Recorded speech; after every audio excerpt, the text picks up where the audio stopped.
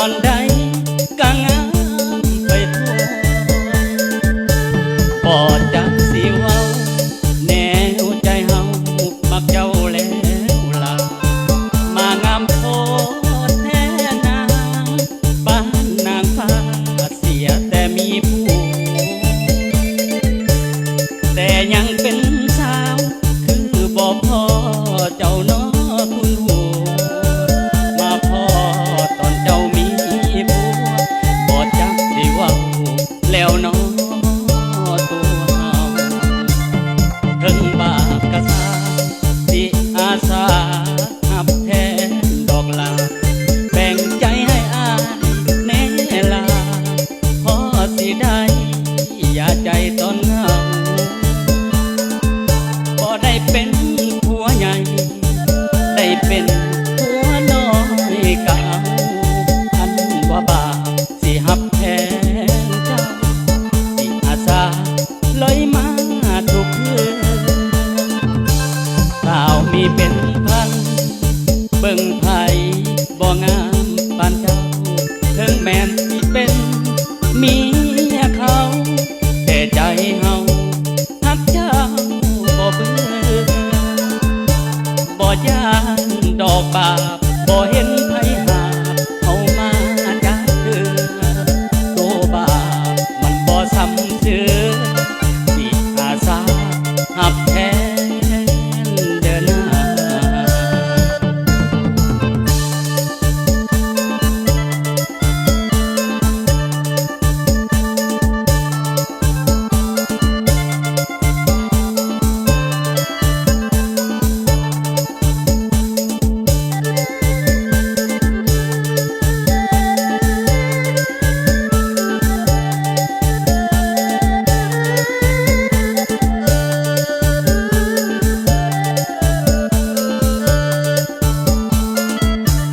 ถึงบาปกระทำสิอาสาหับแทนดอกลาแบ่งใจให้อายแน่ลาพอสิได้อย่าใจตอนเหงาบ่ได้เป็นผัวใหญ่ได้เป็นผัวน้อยก็เอาคันว่าบาปสิหับแทนเจ้าก็แต่ไหลมาทุกคืน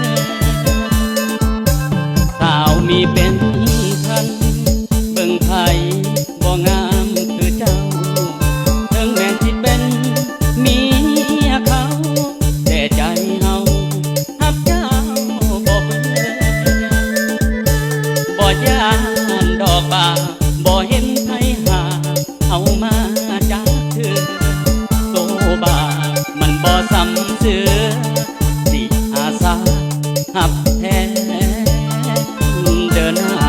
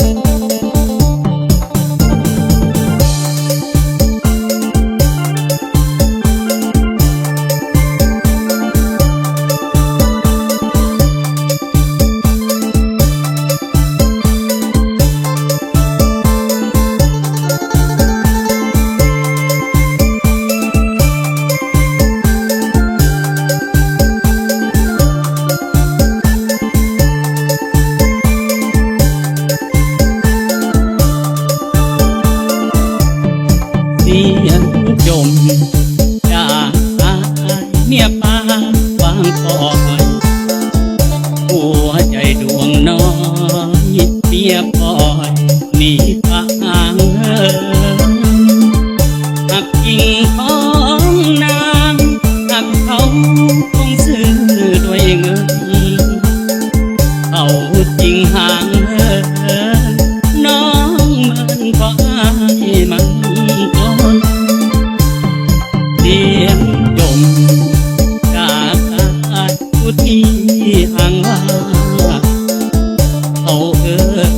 พ่อหาเมียพ่อพาไปไล่นี้น้องลืมสัญญาก็คิดเห็นเลยน้องความดีคนปากนี้ให้สายห้องให้ควรค่าให้มันจนน้ำมนต์ตัดใจนี้จากความทุกข์ความยากลำบากมันคำบ่มีบอกคือคนรวยอยากได้สิ่งใดก็มีให้เจ้าโชคดีสมหวังสมความตั้งใจเสียงชมจากกายที่เป็นพ่อ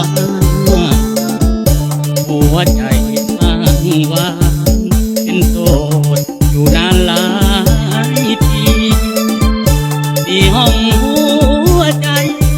เจ้าใดสิคิดว่านี้มาลองเบิ่งตีหับหอมจะบอกผิดหวัง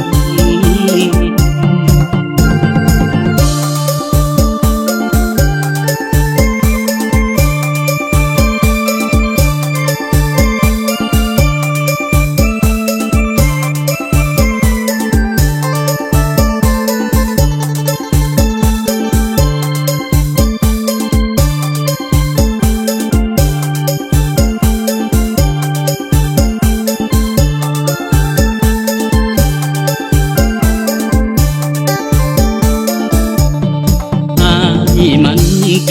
นน้ำมนต์ตัดใจนี้จากความทุกข์ความยากลำบากเงินค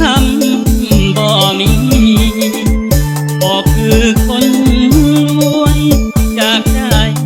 สิ่งใดก็มีให้น้องโชคดีสมหวังสมความตั้งใจเสียงจมจากกายที่เป็นพ่อหาหัวใจอ้างว้างเป็นโสดอยู่มาหลายปีที่ห้องหัวใจใครเด้ที่คิดป่านี้มาลอ